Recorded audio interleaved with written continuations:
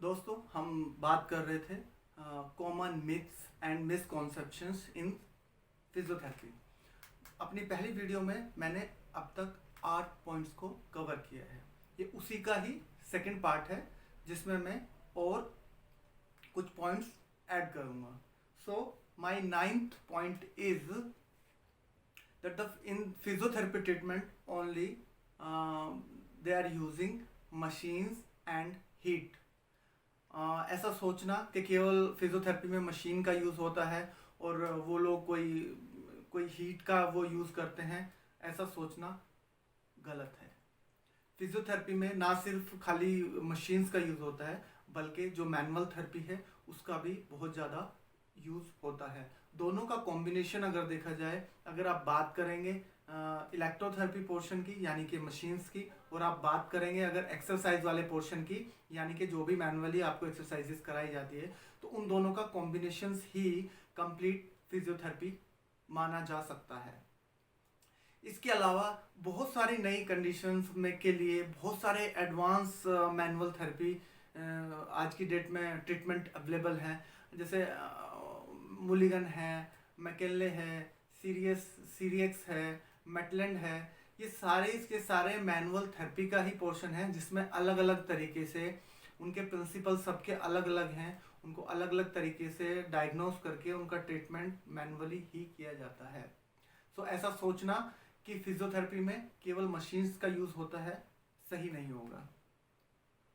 मेरा my 10th point is physiotherapy treatment is finished as per the doctor और physiotherapist prescription. तो यहाँ मैं आपको बता दूं कि कई बार लोग ऐसा सोचते हैं कि सपोज कीजिए किसी डॉक्टर को उन्होंने दिखाया या फिजियोथेरेपिस्ट को डायरेक्ट भी कंसल्ट किया, तो उसमें जो प्रिस्क्रिप्शन का जो ड्यूरेशन है, अगर उतने ही दिन में उनको फिजियोथेरेपी लेना है, अगर उनका पेन थोड़ा बहुत रह जाता है तो उनको आगे फिजियोथेरेपी कंटिन्यू नहीं लेना है, क्योंकि उनके डॉक्टर और फिजियोथेरेपिस्ट ने उनको केवल इतने दिन के लिए ही ट्रीटमेंट लेने के लिए लिखा है। ऐसा सोचना सही नहीं है, क्योंकि अगर आपको पेन है और आप अभी कंप्लीटली आपका रिहैबिलिटेशन नहीं हुआ है तो आप प्लीज़ अपना ट्रीटमेंट पूरा लीजिए। और कई बार ऐसा भी देखा गया है कि पेशेंट कंप्लीट ट्रीटमेंट पूरा होने के बाद में जब पेशेंट अपने रूटीन में आया तो उसको स्लाइटली पेन थोड़ा बहुत उनको एग्रीवेट हो सकता है। सो इट्स गुड अगर आप अपना फिजियोथेरेपी के साथ साथ अपना ट्रीटमेंट भी सही से ले रहे हैं और आप पूरी तरह से रिकवर कर चुके हैं, तभी आपको फिजियोथेरेपी को छोड़ना है। माय 11th पॉइंट, और you can say 11th myth in the physiotherapy patients, like if they will stop the physiotherapy, pain will return or recurrence। सो यहाँ मैं आपको बता दूं, ऐसा बिल्कुल भी नहीं है कि आप अगर फिजियोथेरेपी रोकेंगे या फिजियोथेरेपी स्टॉप करेंगे या आप पूरी तरह से ठीक हो गए हैं, उसके बाद आपको कुछ घर के लिए आपको प्लान बताया गया है एक्सरसाइज का, और अगर आपने फिजियोथेरेपी छोड़ी तो आपको वापस वो पेन हो जाएगा। अगर आप ऐसा सोचते हैं तो मैं आपको यहाँ पे इतना बताना चाहूँगा कि फिजियोथेरेपी खत्म होने के बाद हर फिजियोथेरेपी और रिहैबिलिटेशन सेंटर से एक होम प्रोग्राम होता है जिसको आपको करते रहना है कुछ टाइम तक, जब तक कि आप अपना नॉर्मली रूटीन टाइम में नहीं आए। यानी कि जो आपका एक्चुअल जो डे में रूटीन का जो आपका वर्क है, जो आप वो सारा कर पाएँ, तब तक आपको वो करना है। और अगर आप इन एक्सरसाइजेज को कंटिन्यू कर सकते हैं फॉर ए लॉन्ग टाइम, ये आपको और ज़्यादा हेल्प करेगा। क्योंकि कई बार ऐसा देखा गया है कि पेशेंट्स जैसे ही फिजियोथेरेपी रोकते हैं, उनको जो घर के लिए एक्सरसाइज बताई गई है, उनको जो घर के लिए एक्सरसाइज रिकमेंड की गई है, वो उन एक्सरसाइज को भी छोड़ देते हैं। मेरा 13वां पॉइंट, कई बार पेशेंट्स सोचते हैं कि medicine is the alternate of physiotherapy, कि अगर वो फिजियोथेरेपी ना लेके वो पेन किलर ले लें या कोई मेडिसिन ले लें या किसी से वो मेडिसिन पूछ लें या गूगल आदि से सर्च करके वो कोई मेडिसिन ले लें, तो वो मेडिसिन जो है वो फिजियोथेरेपी का अल्टरनेट हो सकता है। अगर आप ऐसा सोचते हैं तो यहाँ पे मैं आपको एक एग्जांपल से आपको करेक्ट करना चाहूँगा कि सपोज कीजिए आप ये एक स्पाइन है और due to lot of work like sitting, office में ज़्यादा वर्क होता है और आपका फिजिकल एक्सरसाइजेस कम आता है, lot of responsibility, boss pressure, कुछ भी हो सकता है, ये स्पाइन का नॉर्मल कर्व है। बट अभी क्या होता है कि कुछ प्रॉब्लम की वजह से आपका जो, जब आप लंबे टाइम तक बैठे रहते हैं, लैक ऑफ एक्सरसाइज होती है, तो स्ट्रेटनिंग हो जाती है। That's depend on the posture. But suppose कीजिए आपका, मैं एक एग्जांपल देके आपको बताना चाहूँगा कि ये एक स्ट्रेटनिंग स्पाइन की हो गई। अब नॉर्मल कर्व स्पाइन का ये है, बट ये ऐसे हो गया है एंड आपको पेन फील हुआ, बॉडी ने आपको अलार्म दिया कि something is wrong here, please correct it. Pain is not a problem, pain एक सिम्टम्स है कि समथिंग इज रॉन्ग, आप इसको ठीक कीजिए। वो अलार्म आपने बंद कर दिया थ्रू मेडिसिन और through some whatever you are taking. But आप मुझे बताइए, अगर आपको लगता है कि मेडिसिन से आपका पेन ठीक हो सकता है, आपने अलार्म बंद कर दिया, आपने पेन बंद कर दिया, लेकिन ये जो आपका स्पाइन है, ये क्या मेडिसिन खाने से, कोई भी मेडिसिन खाने से क्या ये नॉर्मल उस पोस्चर में आ सकता है? नहीं, आपका जवाब ना ही होगा, क्योंकि कोई भी मेडिसिन आपकी स्पाइन के कर्व को ठीक वापस नहीं ला सकती सिवाय फिजियोथेरेपी के।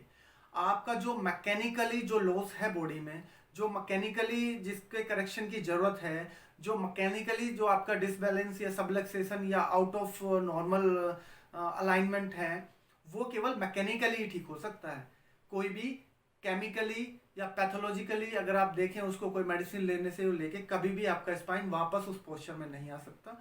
उसको, उसके लिए आपको हमेशा फिजियोथेरेपी की ही जरूरत पड़ेगी और आपको फिजियोथेरेपी ही लेना पड़ेगा। मेडिसिन उसका सब्स्टिट्यूट कभी भी नहीं हो सकता। यहाँ पे मेरा 14th पॉइंट होगा।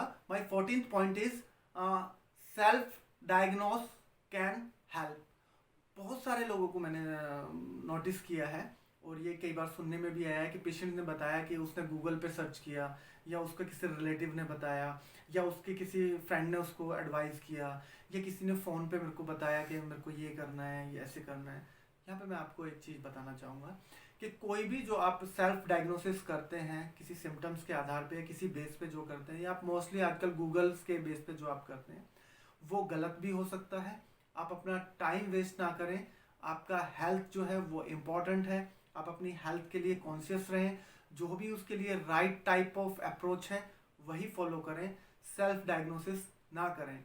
अगर आपने एक बार सेल्फ डायग्नोसिस किया, उसमें आपने कई घंटे उसमें रीडिंग में लगाए, या आपने कई दिन एक एक घंटा उसकी रीडिंग में लगाया, तो आप विश्वास मानिए वो जो कॉन्सेप्ट सही की जगह अगर गलत बना, उसको निकालने के लिए, उस रॉन्ग कॉन्सेप्ट को माइंड से हटाने के लिए आपको बहुत सारी एक्सरसाइजेस करनी पड़ेंगी।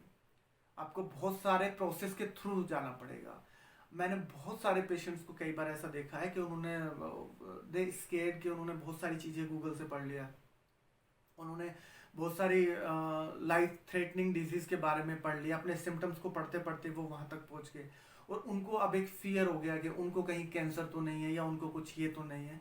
उसके लिए उन्होंने कई डॉक्टर को भी कंसल्ट किया, बड़े हॉस्पिटल्स में भी कंसल्ट किया, बहुत सारे उन्होंने इन्वेस्टिगेशंस कराए और बहुत सारा अमाउंट भी स्पेंड किया, बहुत सारा उसके ऊपर पैसा भी खर्च किया।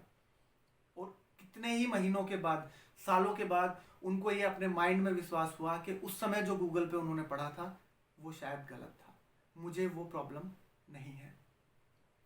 सो दोस्तों, ये सारे मिसकॉन्सेप्शंस जितने भी हैं फिजियोथेरेपी में, या मिथ कह लीजिए, ये मैंने इस वीडियो में कवर किए हैं। यहाँ पे मैं इस वीडियो को यहीं समाप्त करूँगा। ये जो हमारा पार्ट था, ये पार्ट 2 था। जो हमारी फर्स्ट वाली जो वीडियो थी उसमें हमारे 8 पॉइंट मैंने उसमें कवर किए हैं और बाकी के कवर पॉइंट्स मैंने 14 तक इसमें कवर किए हैं। तो टोटल हमारे 14th मिथ और misconceptions in the field of physiotherapy मैंने कवर किए हैं। अगर आप इसके अलावा भी कोई और वीडियो बनवा चाहते हैं कि मैं बनाऊं या उसे देखूं, आप प्लीज़ मुझे बताइए, कमेंट लिखिए और बेल आइकन को दबाइए ताकि जो मेरा नया वीडियो आ रहा है उसके बारे में मैं आपके पास नोटिस आ जाए। And please like, share and comment. Thank you very much.